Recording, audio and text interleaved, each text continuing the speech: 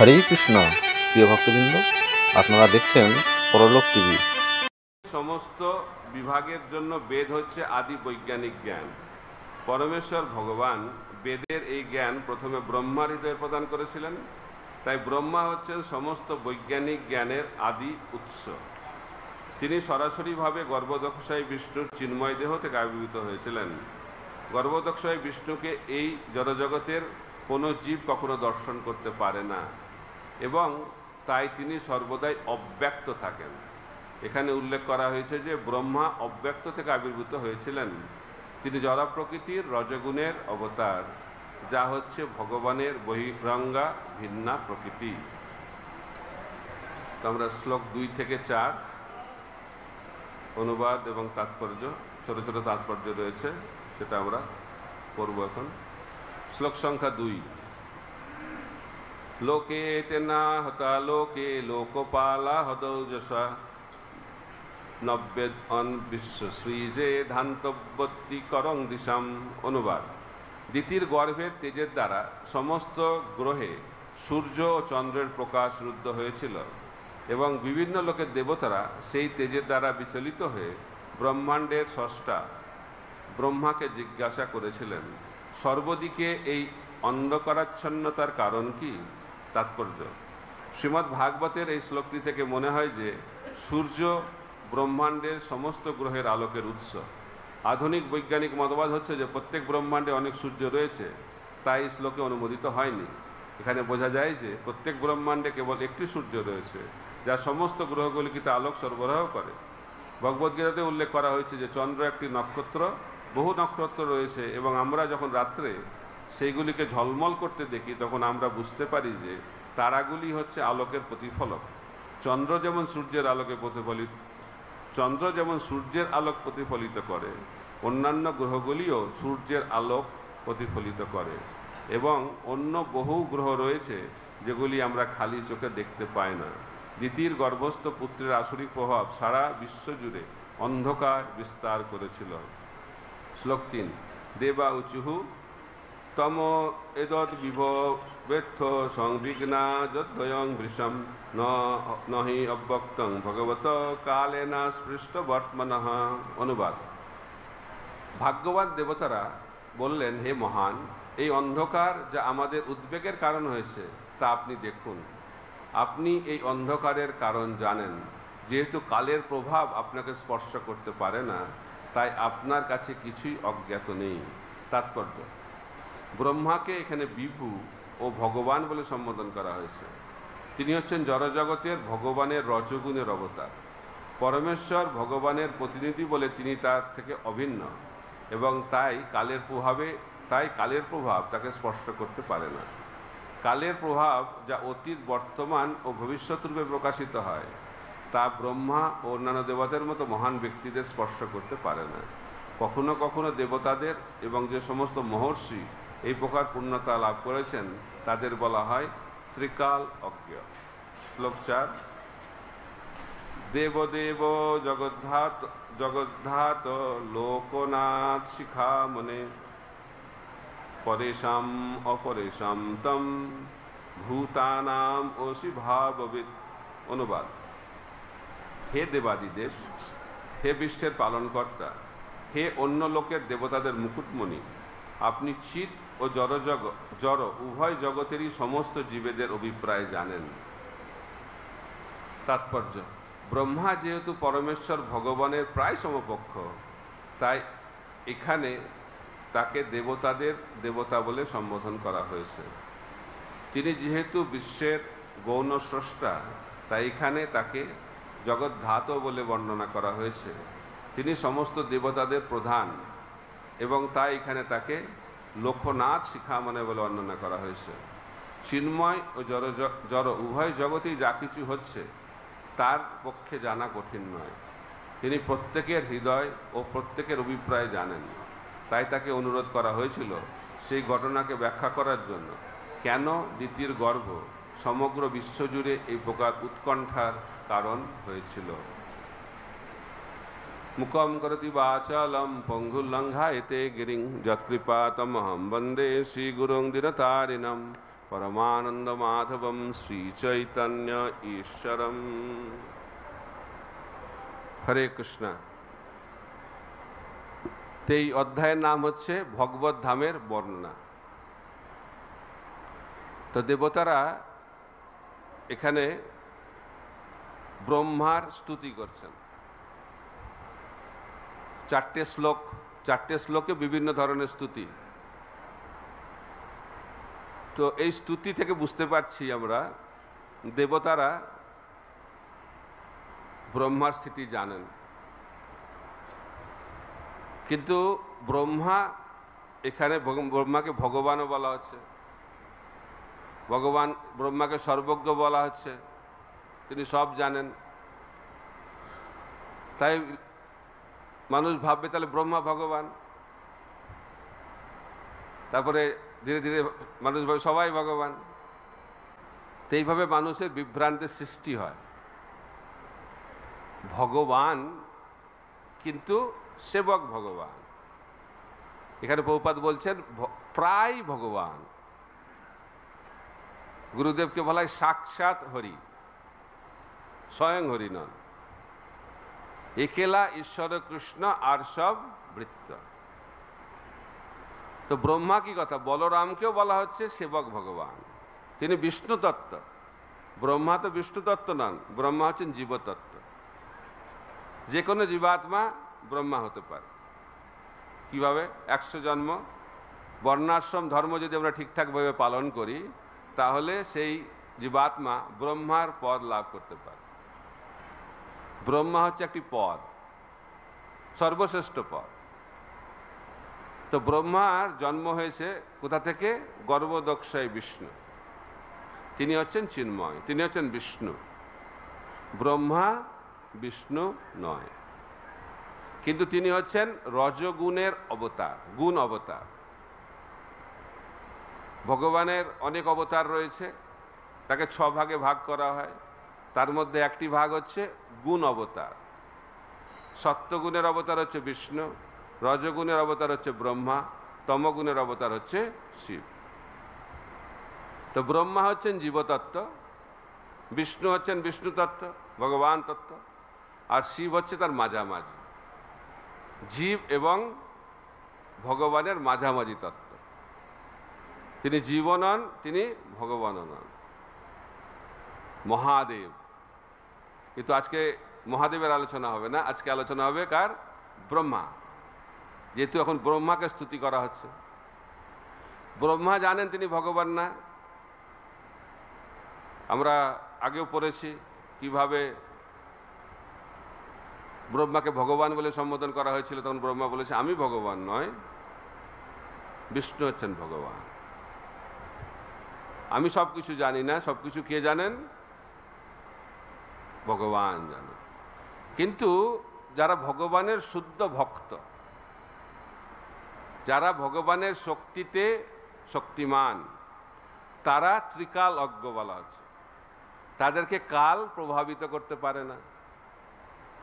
তো ব্রহ্মাও হচ্ছে ত্রিকাল অজ্ঞ, তিনি অতীত, বর্তমান এবং ভবিষ্যৎ দেখতে পারেন। আর আমরা কি দেখতে পাই?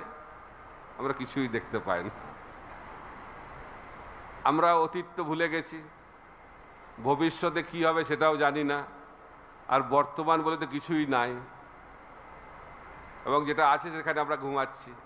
যেন মহাপ্রভু বলছেন জীব জাগো, জীব জাগো, গোরা চাঁদো বলে কত নিদ্রা যাও মায়া পিশাচির কোলে। আমরা পিশাচির কোলে ঘুমাচ্ছি, হচ্ছে পিশাচি, কিন্তু আমাদের মনে হচ্ছে মায়ের মতো, কিন্তু মা নয়, কি পিশাচি। কেন এটা হচ্ছে? ওং অজ্ঞান তিমিরান্ধস্য, অজ্ঞানের প্রভাবে। শরীরে অবিদ্যা জাল, এই জগৎটাই হচ্ছে অবিদ্যা। কেন অবিদ্যা? কৃষ্ণ ভুলি। কৃষ্ণ ভুলি সেই জীব অনাদি বহির্মুখ, অতএব মায়া তারে দেয় সংসার দুঃখ। কৃষ্ণ বহির্মুখ হইয়া ভগবাঞ্ছা করে, নিকটস্থ মায়া তারে ঝাপটিয়া দেয়। মায়ার আলিঙ্গন পাওয়ার পন্থা খুব সহজ। কি হতে হবে? কৃষ্ণ বহির্মুখ। কৃষ্ণকে পেছনে রাখলেই সামনে মায়া এসে যাবে। চেষ্টা করতে হবে না, অটোমেটিক এসে যাবে সামনে। কিন্তু ভগবানকে সামনে আনা একটু কঠিন, কারণ আমরা হচ্ছি মায়াবদ্ধ জীব। মায়াবদ্ধ জীব স্বাভাবিকভাবেই কার প্রতি আকৃষ্ট হয়? ভোগের প্রতি আকৃষ্ট হয়। ধ্যায়তে বিষয়ান পুংস। তা আমরা মহামায়া খপ্পরে পড়ে গেছি। এখন কতদিন ধরে এই বাধায় পড়ে গেছি আমরা? অনাদিকাল। অনাদি কর্ম ফলে তারপরে পরি ভবার নবজলে, সমুদ্রে হাবুডুবু খাচ্ছি। কিসের সমুদ্র? ভব সমুদ্র। ভব সমুদ্র মানে কি? জন্ম মৃত্যু জরা ব্যাধির চক্র চলছে, চলছে, চলবে। কিন্তু কোনো ভাগ্যবান জীব, ব্রহ্মাণ্ড ভূমিতে কোনো ভাগ্যবান জীব গুরু কৃষ্ণ প্রসাদে পাই ভক্তিলতা বীজ। কেউ যদি ভক্তিলতা বীজ পেয়ে গেল তাহলে আর চিন্তা নেই, সেই ব্যক্তি একদিন না একদিন এই ভবসাগর থেকে উত্তীর্ণ হয়ে যাবে। কিন্তু ব্রহ্মা জীবাত্মা হলেও তিনি হচ্ছেন অত্যন্ত উন্নত স্তরের জীবাত্মা। তিনি হচ্ছেন ত্রিকাল অজ্ঞ। তিনি দেখতে পাচ্ছেন ভগবানকে, তিনি দেখতে পাচ্ছেন ভগবত ধামকে। তাই তিনি সংকলন করলেন কি? ব্রহ্ম সংহিতা। চিন্তামণি প্রকর সদ্ম সুকল্প বৃক্ষ লক্ষাবৃতেষু সুরভীর অভিপালয়ন্তম লক্ষ্মী সহস্র শত সম্ভ্রম সেব্যমানম গোবিন্দম আদি পুরুষম তমহং ভজামি।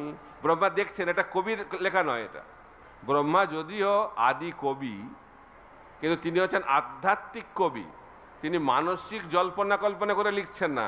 উনি ভাবছেন ও আধ্যাত্মিক জগৎটা মনে হয় এরকম হবে তাই লিখে দিই, এরকম করে লিখছেন না ব্রহ্মা। ব্রহ্ম সংহিতা তিনি কিভাবে লিখছেন? তিনি দেখতে পাচ্ছেন আধ্যাত্মিক জগৎকে এবং তিনি লিখছেন। এটাকে বলা হয় রিভিলড নলেজ ইংরেজিতে, দিব্য জ্ঞান প্রকাশিত হচ্ছে। যখন হৃদয় শুদ্ধ হয় তখন ভগবান প্রকাশিত হয় তার ইচ্ছাতে। সেই সেই ঈশ্বর তত্ত্ব বুঝিবারে পারে, ঈশ্বরের কৃপালে হয়েছে যাহারে। তো ব্রহ্মা অনেকদিন তপস্যা করেছেন, হাজার হাজার বছর তপস্যা করার পরে ব্রহ্মা বলছেন আমি একটা জিনিস উপলব্ধি করতে পেরেছি। কি উপলব্ধি করতে পেরেছি? আমার কখনো ভগবানকে উপলব্ধি করা সম্ভব নয়, এই উপলব্ধি হয়েছে। কিন্তু আমরা ভাবছি যে 16 মালা জপ করে আমি আজকেই ভগবানকে জেনে যাব, একদিনেই মনে হচ্ছে। আর এমন তীব্র জপ করছে, ভগবান তো সামনে আসার কথা দূরের কথা, ভগবান ভয়ে পালিয়ে যাবে। তাই ওই তীব্রতা, ওই বাহ্যিক তীব্রতা দিয়ে ভগবানকে পাওয়া যায় না। সেই তীব্রতা হৃদয় থেকে আসতে হবে, লোভ। হৃদয়ে যখন ভগবানকে পাওয়ার লোভ জাগরিত হবে তখন ভগবান প্রকাশিত হবে। তার পন্থাটা কি? অত শ্রীকৃষ্ণ নামাদি নভবেদ গ্রাহ্যম ইন্দ্রিয়ই সেবন মুখে জিভাদৌ স্বয়ং এব স্ফুরত্যতঃ। ভগবান হৃদয়ে স্ফুরিত হবেন কার? যার ইন্দ্রিয়গুলো, বিশেষ করে জিহ্বা আদি ইন্দ্রিয়গুলো যখন ভগবানের সেবায় নিয়োজিত হবে, সেবা করতে হবে। ভক্তি মানে সেবা, ভক্তি মানে মানসিক জল্পনা কল্পনা নয়। ও আমি ভক্তি করছি, আমি ধ্যান করছি, তাহলে হবে না। কারণ কলিযুগে ধ্যান করলে কি হবে? চোখটা একবার বন্ধ হলে আর খুলবে না। এটা যে কলিযুগের ধ্যান। এই জন্য কলিযুগে কি করতে হবে? শ্রবণ কীর্তন, শ্রবণ কীর্তন করতে হবে। আর শ্রবণে আবার অসুবিধাটা হচ্ছে, শ্রবণেও ঘুম পায়। এবার মহাপ্রভু বলছেন হরিনাম সংকীর্তন। কলিযুগের ধর্ম কি? নাম সংকীর্তন। নাম জপ বলেনি, নাম সংকীর্তন। জপ, কীর্তন, তারপর হচ্ছে সংকীর্তন। তো সংকীর্তন মানে হচ্ছে নাম করতে হবে কিন্তু উচ্চস্বরে করতে হবে। আর সংকীর্তন মানে একসঙ্গে অনেক ভক্তদের সঙ্গে করতে হবে। যদি একা একা জপ করেন তো স্বাভাবিকভাবে ঘুম আসবে, আর ঘরে করলে তো আরো ঘুম পাবে। আর হাঁটতে হাঁটতে করলে সারা পৃথিবী দর্শন হবে, ভগবত দর্শন হবে না, সারা পৃথিবী দর্শন হবে। আর যদি একসঙ্গে বসে জপ করি তাহলে একটু ভালো জপ হওয়ার সম্ভাবনা থাকে। কিন্তু যদি উচ্চস্বরে কীর্তন করা হয় আর সেখানে নৃত্য করা হয় তাহলে ঘুম হবে না। তাই আমি উদাহরণ দিচ্ছিলাম যে কলিযুগটা হচ্ছে ঘুমানোর যুগ, খুব তাড়াতাড়ি ঘুম পায়। এখন অবশ্য এত চাপ, ঘুম পাচ্ছে না, ওষুধ খেয়েও ঘুমাচ্ছে না, কিন্তু স্বাভাবিকভাবে ঘুম পায়। যারা তমগুণ তাদের ঘুম পায়, আর রজগুণে আর ঘুম হবে না। এই দুই ধরনের লোক। আর সত্যগুণে মানে নিয়মিত জীবন, ঘুমাবে, জেগে থাকবে, সব রকম নিয়মিত ভাব। তো সেই কারণে বলা হচ্ছে যে জব করলে ঘুম হবে। যদি আমরা শুয়ে শুয়ে জব করি ঘুমটা আরো ভালো হবে। বসে জব করলে তাও ঘুম হচ্ছে। আর কিছু ভক্ত আছে দাঁড়িয়ে দাঁড়িয়েও ঘুমায়। আমি দেখেছি মঙ্গল আরতিতে রাধা মাধবের সামনে দাঁড়িয়ে দাঁড়িয়ে ঘুমাচ্ছে। বিশেষ প্রতিভা সম্পন্ন, বিশেষ যোগ্যতা প্রয়োজন রয়েছে। তারপরে আমাকে একজন ভক্ত উদাহরণ দিল যে মহারাজ অনেকে হেঁটে হেঁটেও ঘুমাতে পারে। কলিযুগে বিরাট প্রভাব রয়েছে, কিন্তু নাচতে নাচতে ঘুমাচ্ছে, এটা বিশাল প্রতিভা লাগবে। মহাপ্রভু সেটা জানে, এই জন্য মহাপ্রভু বলছে জপ করতে হবে না, কীর্তন করো, ভক্ত সঙ্গে করো, নৃত্য করো। নাচো গাও ভক্ত সঙ্গে করো সংকীর্তন, এমনই মধুর মহাপ্রভুর বচন। তাই মহাপ্রভুর পন্থা হচ্ছে হরিনাম সংকীর্তন, যেখানে ঘুমানোর কোনো চান্স নেই। মহাপ্রভু জানেন যে আমাদের দ্বারা কি হবে, আর তার থেকে আরো ভালো জানেন আমাদের দ্বারা কি হবে না। তাই মহাপ্রভুর কৃপা যদি লাভ করতে হয় তাহলে কি করতে হবে? হরিনাম সংকীর্তন, একসঙ্গে নিত্য কীর্তন করতে হবে। আর ভগবানের আরেকটি স্বরূপ হচ্ছে জগন্নাথ। দুই ভগবান এই কলিযুগে অবতীর্ণ হয়েছেন, কারণ ভগবান জানেন এই দুই স্বরূপ ছাড়া কলিযুগের মানুষকে উদ্ধার করা অসম্ভব। তার কলিযুগে হচ্ছে আমরা অন্নগত প্রাণ, তাই না? ভাগবতম ক্লাসে ঘুম আসবে, কিন্তু প্রসাদে ঘুম অসম্ভব ব্যাপার। তাই দুই ভগবান, একটা হচ্ছে ড্যান্সিং গড, নৃত্য করেন ভগবান চৈতন্য মহাপ্রভু, আর জগন্নাথ হচ্ছেন ইটিং গড, যিনি সবসময় খাচ্ছেন। এই দুটি কার্য যদি আমরা ঠিকভাবে করতে পারি, বলছে জগন্নাথের কৃপা কিভাবে লাভ হয়? মহাপ্রসাদ সেবা করার মাধ্যম দিয়ে। আর চৈতন্য মহাপ্রভুর কৃপা কিভাবে লাভ হয়? হরিনাম সংকীর্তনের মাধ্যম দিয়ে। তো এই দুটি পন্থা যদি আমরা ঠিকভাবে করতে পারি, নাচতে নাচতে প্রসাদ গ্রহণ করতে করতে অনায়াসে ভগবত ধামে আমরা পৌঁছে যাব।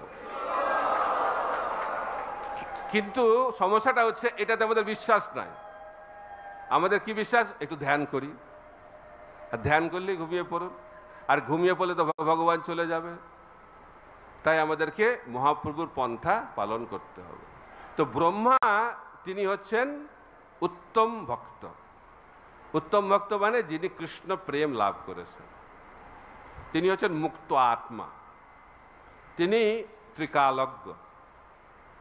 কিন্তু সেই ব্রহ্মা যখন কৃষ্ণের লীলা দর্শন করছেন বৃন্দাবনে, তো ব্রহ্মা কৃষ্ণ লীলায় কিরকম প্রভাব আর মহাপ্রভু লীলাতে কি প্রভাব সেটা আমরা একটু আলোচনা করব, কিন্তু দুটোই ভগবানের ইচ্ছাতে হচ্ছে। তো ব্রহ্মা দেখছেন কৃষ্ণ বাচ্চা ছেলে বৃন্দাবনে, তিনি অঘাসুরকে হত্যা করেছেন। বিশাল অজগর সাপ অসুর তাকে কি করে হত্যা করলো? এই বাচ্চা ছেলে দেখার জন্য সমস্ত ব্রহ্মা আদি সমস্ত দেবতারা এসে উপস্থিত হয়েছেন, স্তব স্তুতি করছে কৃষ্ণের। আর অঘাসুরকে মারার ফলে একটু লাঞ্চের সময়টা একটু দেরি হয়ে গেছে। তো যারা গোপসখা তাদের একটু বেশি খিদে পেয়ে গেছে, বলছে অনেক লেট হয়ে গেছে আজকে, তাড়াতাড়ি তাড়াতাড়ি চলো। তো যমুনার তটে সুন্দর জায়গা ভগবান কৃষ্ণ চয়েস করেছে, তো সেখানে তারা বসে পড়েছেন। কিভাবে বসেছে? বৃত্তাকারে বসেছে। কৃষ্ণ মধ্যেকারে রয়েছেন আর বৃত্ত আকারে কত গোপশাখা, অনন্ত গোপশাখা তারা বসে আছে। কিন্তু প্রত্যেকটা গোপশাখা ভাবছেন যে কৃষ্ণ আমার দিকেই তাকিয়ে আছে। প্রত্যেকটা গোপশাখা ভাবছে যে কৃষ্ণ আমার দিকে তাকিয়ে আছে। সম্ভব? কেউ পিছনে আছে, কেউ দুই সাইডে আছে, সামনে আছে, সংখ্যা কত? অনন্ত, লক্ষ লক্ষ গোপশাখা। তো কি করে সবাই ভাবছে যে কৃষ্ণ আমার দিকে তাকিয়ে আছে? কৃষ্ণ দেখতে পারে কৃষ্ণ সবাইকে? হ্যাঁ, কৃষ্ণের এটি হচ্ছে অচিন্ত শক্তি। কৃষ্ণের অচিন্ত শক্তির প্রভাবে খালি চোখ দিয়ে ভগবান দেখতে পারেন না, চোখ দিয়ে সমস্ত ইন্দ্রিয় দিয়ে ভগবান দেখতে পারেন। এটা হচ্ছে ভগবানের অচিন্ত শক্তি। ভগবান চোখ দিয়ে ভোগ অফারিং, যেটা ভোগ নিবেদন করছে, সেটা গ্রহণ করছেন। মুখ দিয়ে খেতে হয় না কৃষ্ণকে। যে কোনো ইন্দ্রিয় অন্য যে কোনো ইন্দ্রিয়ের কার্য করতে পারে। এটা হচ্ছে ভগবানের অচিন্ত শক্তি। তাই ভগবানের চারিদিকে ভক্তরা বসে আছে অনন্ত সংখ্যায়, কিন্তু তা সত্ত্বেও ভগবান সবার সঙ্গে ব্যক্তিগত আদান প্রদান করছে। এটা হচ্ছে আরেকটি ভগবান অচিন্ত শক্তি। প্রত্যেকটা ভক্ত ভাবছে যে কৃষ্ণ আমার দিকেই তাকিয়ে আছেন, আর একই সঙ্গে ভগবান খালি তাকিয়ে আছে না, সমস্ত ভক্তের সঙ্গে আদান প্রদান করছে অনন্ত সংখ্যার গোপশাখাদের সঙ্গে। এটি হচ্ছে ভগবানের অচিন্ত শক্তি। কিন্তু ব্রহ্মা এটা দেখতে পাচ্ছে না। ব্রহ্মা দেখছে কি, কৃষ্ণ খাওয়া দাওয়া করছে, খাচ্ছে। কারণ প্রতিদিন পিকনিক হয় আর অনেক আইটেম যায়, তারা তো নিজেরাও নিয়ে যায়, তারপরে আবার নন্দ মহারাজ অন্যান্য গোপশাখার আবার আলাদাভাবে পাঠিয়েও দেয়। অনেক আইটেম নিয়ে এসেছে। কিন্তু গোপশাখাদের যে ভোগ নিবেদন একটু অন্যভাবে হচ্ছে, আমাদের মন্দিরের মতো নয়। তারা কি করছে, আগে খাচ্ছে নিজে। কে খাচ্ছে? যে নিবেদন করছে সে আগে খাচ্ছে। এটা আবার কি ধরনের? আমরা তো জানি যে ভগবানকে না দিয়ে খেলে অপরাধ। এটা পুরো উল্টো হচ্ছে, উল্টো। তো খাচ্ছে, যদি যেটা খুব ভালো লাগছে তো মুখ থেকে বার করে সেটা কৃষ্ণকে দিচ্ছে। তো ব্রহ্মা ভাবছে এটা আবার কি ধরনের ভোগ নিবেদন? আমি তো লিখেছি ভোগ নিবেদনের কথা শাস্ত্রে, এরকম তো কখনো দেখিনি। বিভ্রান্ত হয়ে গেছে। মুহ্যন্তি যৎসূরয়, ব্রহ্মা বিবাহিত হয়ে গেছে। এবার ভোগ অফারিং চলছে, ভোগ অফারিং চলছে। এখন মধুমঙ্গল সেই সিনে এসে গেছে। তো মধুমঙ্গল বলছে যে আমি তো গরিব ব্রাহ্মণ, আমার তো অত পয়সা নেই, আমি এই জন্য কি নিয়ে এসেছি? ঘোল নিয়ে এসেছি, বাটার মিল্ক নিয়ে এসেছি। আর এটার কোয়ালিটিটা তো ভালো না, এটা তোমাদেরকে দেওয়া যাবে না, এটা আমিই পান করব। দিয়ে মধুমঙ্গল পুরো যে ঘোলটা মুখের মধ্যে ঢুকিয়ে দিয়েছে। আর সব তো একসঙ্গে ঢুকবে না পেটে, আর গালটা এরকম বড় হয়ে গেছে। আর কৃষ্ণ করেছে দুই গালে দুটো এরকম করে আঘাত করেছে। আর মধুমঙ্গলের মুখ থেকে যে ঘোলটা মধুমঙ্গলের মুখ থেকে কৃষ্ণের মুখে পৌঁছাচ্ছে। এইভাবে ভোগ নিবেদন হচ্ছে। এটা যখন দেখেছে ব্রহ্মা, তিনি 100% বিশ্বাস করে ফেলেছেন এ কখনো ভগবান হতে পারে না। এ কি করে ভগবান হবে? পূর্ণরূপে বিভ্রান্ত হয়ে গেছে। তখন ব্রহ্মা ভাবছেন যে এবার তো তাকে পরীক্ষা করতে হবে। তো সেই পরীক্ষা জানে না কাকে নিয়ে খেলছে, আগুন নিয়ে খেলছে। তো ভগবান, কিন্তু আপনাদেরকে এটা বুঝতে হবে, এগুলো ব্রহ্মা নিজের ইচ্ছাই করছে না, তিনি মায়াগ্রস্ত হয়ে গেছেন এটা ভাববেন না, এটা ভগবানের ইচ্ছাই হচ্ছে। 3 ধরনের মায়া আছে বলা হচ্ছে, একজন আচার্য ব্যাখ্যা করছেন 3 ধরনের মায়া। প্রথম হচ্ছে যে যারা ভগবানের বিমুখ, বিমুখ জনমোহিনী মায়া। তারপরে হচ্ছে স্বজন মোহিনী মায়া। আর 3 নম্বর হচ্ছে স্বমোহিনী মায়া। বিমুখ জনমোহিনী মায়া মানে বদ্ধ জীবকে যে মায়া মোহিত করে, সেটাকে বলা হয় বিমুখ জনমোহিনী মায়া। স্বজনমোহিনী মানে যারা হচ্ছে ভগবানের ভক্ত, স্বজন, তাদেরকে যারা মোহিত, যে মায়া মোহিত করে তাকে বলে স্বজনমোহিনী মায়া। আর ভগবানকে যে মায়া মোহিত করে তাকে বলে স্বমোহিনী মায়া। তো বিমুখ জনমোহিনী মায়া হচ্ছে মহামায়া। বদ্ধ জীবকে কে মোহিত করে? মহামায়া। যারা বদ্ধ জীব এই জগতে থাকে তাদেরকে মোহিত করেন মহামায়া। আর ভগবানের যারা শুদ্ধ ভক্ত তাদেরকে মোহিত করেন কে? যোগমায়া। আর ভগবানকে কে মোহিত করেন?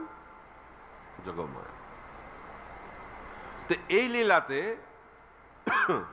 ব্রহ্মা মোহিত হচ্ছেন, ব্রহ্মা মোহিত হয়ে যাবে প্রথমে, তারপরে কৃষ্ণ মোহিত হবে, তারপরে বলরাম মোহিত হবে, সমস্ত ব্রজবাসীরা মোহিত হবে, আর যারা আমরা এই জগতে শ্রবণ করছি তারাও মোহিত হবে। তো সব মায়া একসঙ্গে কাজ করছে। তো অনেকে বলেন যে এই যে ভাগবতের যে অধ্যায়গুলিতে ব্রহ্ম বিমোহ লীলা বলা হয়েছে, এটা ভাগবতের অংশ নয়। কি করে ব্রহ্মা, যিনি হচ্ছেন ভগবানের শুদ্ধ ভক্ত, যিনি ভগবান থেকে আশীর্বাদ পেয়েছেন, যখন ভগবান তাকে চতুশ্লোকী ভাগবত বললেন, তখন বললেন যে তোমার সৃষ্টিকার্যে মায়া তোমাকে কখনো স্পর্শ করতে পারবে না। তাহলে সেই ব্রহ্মা কি করে মোহিত হয়? তাহলে এটা ভাগবতের অংশ, অন্য কেউ ঢুকিয়ে দিয়েছে। এটা খালি সাধারণ মানুষ বলে না, কিছু কিছু বৈষ্ণব সম্প্রদায়ও এই অধ্যায়গুলিকে গ্রহণ করেন না, স্বীকার করেন না ভাগবতে। কিন্তু আমাদের আচার্যরা এবং অন্যান্য কিছু বৈষ্ণব সম্প্রদায়ের আচার্যরা অপূর্বভাবে ব্যাখ্যা করছেন যে ব্রহ্মার যে এই মোহ, এটা স্বজন মোহিনী মায়া। ভগবানের ইচ্ছায় যোগ মায়ার দ্বারা ব্রহ্মা মোহিত হচ্ছেন আমাদেরকে শিক্ষা দেওয়ার জন্য। এখন কি করলেন ব্রহ্মা? ব্রহ্মা প্রথমে কাদেরকে নিয়ে গেলেন? গোবৎসদেরকে নিয়ে গেলেন। গোবৎসদেরকে নিয়ে কোথায় চলে গেছেন? কোথায় চলে গেছেন? ব্রহ্মলোক। আর যখন ওনাকে নিয়ে গেছে, তখন কৃষ্ণ খুঁজতে গেছে কোথায় গেছে গোবৎসরা, যখন ফিরে এসে দেখছে গোপসখারাও নাই। তো গোপসখাও চলে গেছে, গোবৎসরাও চলে গেছে, এক মুহূর্তের মধ্যে চলে গেছে ব্রহ্মলোকে। আর ব্রহ্মলোকে গিয়েই বুঝতে পেরেছে মনে হয় ভুল হয়েছে, আবার মনে হয় আমি ভুল করলাম। এটা হচ্ছে মহান ব্যক্তিদের লক্ষণ। মহান ব্যক্তিরা ভুল করেন, কিন্তু ভুলটা সঙ্গে সঙ্গে বুঝতে পারেন। যেমন অর্জুন যুদ্ধ করতে চাইল না, কিন্তু বুঝতে পারলো যে এটা ঠিক সিদ্ধান্ত হচ্ছে না, তৎক্ষণাৎ ভগবানের চরণে শরণাগত হলেন। ব্রহ্মা যদিও মোহিত হয়ে গেলেন, কিন্তু তৎক্ষণাৎ বুঝতে পারলেন যে ভুল হয়ে গেছে, তো সঙ্গে সঙ্গে চলে এসেছে সবকে নিয়ে। একটু দূরে একটা জায়গায় সমস্ত গোপসখা এবং গোবৎসদেরকে লুকিয়ে রেখেছে। এসে দেখছে সবাই তো রয়েছে, 1 বছর হয়ে গেছে। ব্রহ্মার এক মুহূর্ত মানে এই ভুল লোকে তখন 1 বছর অতিবাহিত হয়ে গেছে। এসে দেখছে সমস্ত গোপসখারা, গোবৎসরা রয়েছে, তখন তো আরো মোহিত হয়ে গেছে। এ কি হলো? তা আমরা জানি যে দুটো সেট, একটা সেট হচ্ছে ব্রহ্মা নিয়ে গেছে, আর একটা সেট ভগবান প্রকটিত করেছেন। কিন্তু আমাদের আচার্যরা ব্যাখ্যা করছেন 2 সেট নয়, 3 সেট। এটা আবার কি রে বাবা? আচার্যরা বলছেন ব্রহ্মার কি ক্ষমতা রয়েছে যে ভগবানের অন্তরঙ্গ পার্শ্বদ যারা চিন্ময় জগৎ থেকে এসছে তাদেরকে হরণ করবে? তাদেরকে তো স্পর্শ করার অধিকার নেই ব্রহ্মা। তাই যে গোবৎস আর যে গোপসখাদেরকে ব্রহ্মা হরণ করেছিলেন, সেটি হচ্ছে যোগমায়া। আরেকটা সেট তৈরি করেছিলেন, যেটা হচ্ছে মায়া। যেমন সীতা দেবীকে যে রাবণ হরণ করেছিল, মায়া সীতা, ঠিক একইভাবে যে গোপসখা এবং গোবৎসদেরকে ব্রহ্মা হরণ করেছিল, সেটি হচ্ছে মায়া স্বরূপ। আসল গোপসখা আর আসল যে গোবৎস, তাদেরকে যোগমায় আরেকটা জায়গাতে লুকিয়ে রেখেছিলেন। বোঝা গেল? এটা বুঝে আবার মাথাটা এদিক ওদিক করবে নাকি? তো কটা সেট হলো? 3টে। একটা হচ্ছে যেটা নিয়ে গেল মায়া, যারা ব্রহ্মা নিয়ে গেল, যোগমায়া আসল গোপসখা আর গোবৎসদেরকে লুকিয়ে রাখলো। আর কৃষ্ণ নিজেকে প্রকাশ করলেন। যে গোপসখা গোবৎসদেরকে ব্রহ্মা এসে দর্শন করলে, সেটা হচ্ছে ভগবানের প্রকাশ, এবং সেটা পরে দেখতে পাচ্ছে। ব্রহ্মা দেখছে যে সমস্ত গোপসখা আর গোবৎসরা চতুর্ভুজ নারায়ণ। আচার্যরা বলছে বাবা দর্শন হচ্ছে, সবাইকে বাবা দেখছে এখন, কারণ তার বাবাকে চতুর্ভুজ নারায়ণ, গর্ভদক্ষায় বিষ্ণু। তাই ব্রহ্মা সমস্ত ব্রজের যারা গোবৎস এবং গোপসখাদেরকে তিনি চুরি করে নিয়ে গেছেন, তাদেরকে কি দর্শন করছেন? বিষ্ণু দর্শন করছেন, নারায়ণ দর্শন করছেন। তখন বুঝতে পারছেন যে আবার ভুল হয়ে গেল, বারবার ভুল হচ্ছে। তখন ব্রহ্মা ভাবলেন যে ভুল তো হয়ে গেল, আবার তো কলিযুগে আসবে কৃষ্ণ, এই ভুল আর করা যাবে না। তো সেই ব্রজমণ্ডল থেকে তিনি চলে এলেন নবদ্বীপ মণ্ডলে, এসে গৌরাঙ্গ মহাপ্রভুর উপাসনা শুরু করলেন ব্রহ্মা। অন্তর্দ্বীপ, অন্তর্দ্বীপ মানে যেখানে অন্তর মানে হৃদয় প্রকাশিত হয়েছিল। তো গৌরাঙ্গের উপাসনা করছেন, গৌরাঙ্গের নাম জপ করছেন, খুব তীব্রভাবে ভজন করছেন। গৌরাঙ্গ মহাপ্রভু আবির্ভূত হয়ে গেলেন কার সামনে? ব্রহ্মার সামনে। তো ব্রহ্মা বললেন ভগবানকে, যেহেতু আমি উচ্চ পদ লাভ করেছি, সেই জন্য বারবার আপনাকে চিনতে ভুল হচ্ছে আর অপরাধ হচ্ছে, এবং আপনি আমাকে আপনার লীলায় প্রবেশ করতে দিচ্ছেন না, আর অপরাধ হয়ে যাচ্ছে।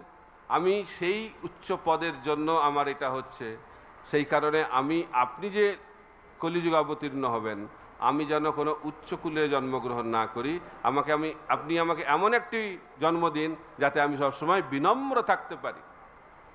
তখন গৌরাঙ্গ মহাপ্রভু বলেন, তথাস্তু, তোমার যবনকুলে জন্ম হবে এবং তোমার নাম হবে হরিদাস, এবং তুমি ভগবানের নাম কতটা নাম করবে? তুমি 3 লক্ষ নাম করবে প্রতিদিন, এবং সেই কারণে তোমার একটি পদবী লাভ হবে। সেই পদবীটি হচ্ছে হরিদাস ঠাকুর নামাচার্য, নামাচার্য হরিদাস ঠাকুর। তাই ব্রহ্মা এই জগতের, এই জড় ব্রহ্মাণ্ডের সর্বশ্রেষ্ঠ পদকে ত্যাগ করলেন, এবং তার ফলে তিনি কি পদ পেলেন? মহাপ্রভুর সংকীর্তন আন্দোলনের সর্বশ্রেষ্ঠ পদ লাভ করলেন, সেটা হচ্ছে নামাচার্য। তাই যদি আমরা ভগবানের সর্বশ্রেষ্ঠ পদ লাভ করতে চাই, তাহলে আমাদেরকে এই জগতের পদ ছাড়তে হবে। এই জগতে পদের প্রতি আকৃষ্ট হলে ভগবানের সংকীর্তন আন্দোলনে যোগদান করা সম্ভব নয়। মহাপ্রভু এই জন্য বলছেন, তৃণাদপি শুনিচেন তরোরপি সহিষ্ণুনা অমানিনা মানদেন কীর্তনীয় সদাহরি। এবং তিনি এই জিনিসটা শেখাচ্ছেন কার মাধ্যম দিয়ে? ব্রহ্মার মাধ্যম দিয়ে। আমরা এই জগতে পদ পেতে চাই, এই জগতে সর্বশ্রেষ্ঠ পদটা কি? ব্রহ্মা। ব্রহ্মা থেকে বড় পদ নেই, তাই না? তো ব্রহ্মা একবার কি করেছে? কৃষ্ণের সঙ্গে দেখা করতে গেছে, কৃষ্ণের সঙ্গে দেখা করতে গেছে। তো গিয়েছে, তো সিকিউরিটি গার্ড আটকে দিয়েছে, মানে ভিআইপি পাসটা মনে ছিল না, আটকে দিয়েছে। বলছে, আপনি কে? বলছে, আমি ব্রহ্মা। তো বলছে, প্রভুকে গিয়ে জিজ্ঞেস করতে হবে, ভগবানকে গিয়ে জিজ্ঞেস করতে হবে। তো ব্রহ্মা খুব আত্মসময়, আমাকে আটকে দিল। এই জন্য কেউ আটকালে দুঃখ পাবেন না, ব্রহ্মাকেও আটকে দেওয়া হয়েছিল। অনেকে খুব দেখে যায়, ও আমি জানেন আমি কত সিনিয়র ভক্ত, আমি কত এই অমুক তমুক, আমাকে আটকে দিচ্ছেন, সিকিউরিটিকে গালি গালাজ করে, এটা ভালো নয়। ব্রহ্মা সহ্য করে বসে থাকলেন। গিয়ে খবর দিয়েছে ব্রহ্মা, তো জিজ্ঞেস করছে, কৃষ্ণ জিজ্ঞেস করছে, এটা কোন ব্রহ্মা? এসে জিজ্ঞেস করছে, আপনি কোন ব্রহ্মা? অবাক হয়ে গেছে, কোন ব্রহ্মা? তো এখন যদি কোনো মন্দিরের প্রেসিডেন্ট বা কোনো দেশের প্রেসিডেন্ট, তাকে জিজ্ঞেস করা হয়, আপনি কোন প্রেসিডেন্ট? একটাই তো প্রেসিডেন্ট হয়। তখন বলছে, আমি তো একটাই ব্রহ্মা, আমি তো জানি না আর কোন ব্রহ্মা। তো কৃষ্ণ জিজ্ঞেস, ক মাথা? বলে 4 মাথা। বলছে, ডাকো। তো ডেকে নিয়ে এসছে। তো ভেতরে যখন ঢুকেছে, তখন ব্রহ্মা দেখছে ভগবানের ইচ্ছায় যে ব্রহ্মাদেরকে নিয়ে একটা মিটিং হচ্ছে, ব্রহ্মা কনফারেন্স। সেখানে 8 মাথা ব্রহ্মা, 16 মাথা ব্রহ্মা, 32 মাথা ব্রহ্মা, 64 মাথা ব্রহ্মা, 1000 মাথা ব্রহ্মা, 10,000 মাথা ব্রহ্মা। ব্রহ্মা অবাক হয়ে দেখছি, এবার কি রে বাবা, আমি তো জানতাম ব্রহ্মা 4 মাথা হয়। তো 4 মাথা ব্রহ্মার আস্তে আস্তে দৈন্যতা তৈরি হলো। তা আমাদের অহংকার কেন হয়? যখন আমরা মহান ব্যক্তিকে জানি না, তখন মনে হয় আমি মহান। তাই ভগবান তার লীলার মাধ্যম দিয়ে প্রকাশ করছেন কিভাবে ভক্তদেরকে তিনি বিনম্র করেন। কারণ ভগবান ভক্তদেরকে খুব ভালোবাসেন। সব থেকে প্রিয় হচ্ছে ভগবানের ভক্তরা। কোন ভক্তরা? নিষ্কাম ভক্ত। কিন্তু সকাম হলেও প্রিয়, কিন্তু সকামকে ভগবান চায় তাদেরকে নিষ্কাম করার জন্য। কিন্তু কৃষ্ণ ভক্ত মানে হচ্ছে নিষ্কাম, কৃষ্ণ ভক্ত নিষ্কাম অতএব শান্ত, ভুক্তি মুক্তি সিদ্ধিকামী, সকলেই অশান্ত। আমরা এই জগতে সব অশান্ত কেন? আমাদের বাসনা রয়েছে, কারো কম কারো বেশি। যার বেশি বাসনা তার বেশি অশান্তি, যার কম বাসনা তার কম অশান্তি। আর যার কোনো কামনা বাসা নাই, কোনো অশান্তি নাই। কৃষ্ণ ভক্ত নিষ্কাম অতএব শান্ত। অনেকে বলে মহারাজ কি করে শান্তি পাওয়া যাবে? তো বাংলায় একটা প্রবাদ আছে, শান্তি কোথায় পাওয়া যায়? শ্মশানে পাওয়া যায়। সুখ কোথায় পাওয়া যায়? স্বপ্নে পাওয়া যায়। সুখ স্বপ্নে, আর শান্তি শ্মশানে। ওখানে গেলেও পাওয়া যাবে না। ভাবছে মরে গেলেই শান্তি, বাঁচাতে এত জ্বালা, তো বেঁচে আর লাভ নেই, মরে গেলেই শান্তি পাওয়া যাবে। তো সনাতন গোস্বামী বললেন আমি মরে যাব, তাহলে আমি অনেক কিছু বড় কিছু করব। তখন চৈতন্য মহাপ্রভু বললেন যদি দেহ ত্যাগ করে ভগবত প্রাপ্তি হয় তাহলে আমি বারবার মরতে চাই। মৃত্যু বরণ করে ভগবত ধামে যাওয়া যায় না, মৃত্যু বরণ করে শান্তি পাওয়া যায় না। কারণ যার মৃত্যু হয়েছে তার কি হবে? জন্ম হবে। যার জন্ম হয়েছে তার কি হবে? মৃত্যু হবে। এই যে অশান্তি, এই যে জ্বালা, এই যে উদ্বেগ, এই যে দুশ্চিন্তা, সেটা কিভাবে যাবে? সেটা যাবে যখন আমরা কৃষ্ণ চিন্তা করব। এই জন্য ভগবান শ্রীকৃষ্ণ বলছেন মনমনা ভব মদ্ভক্ত, তাহলে সমস্ত জ্বালা যন্ত্রণা চলে যাবে।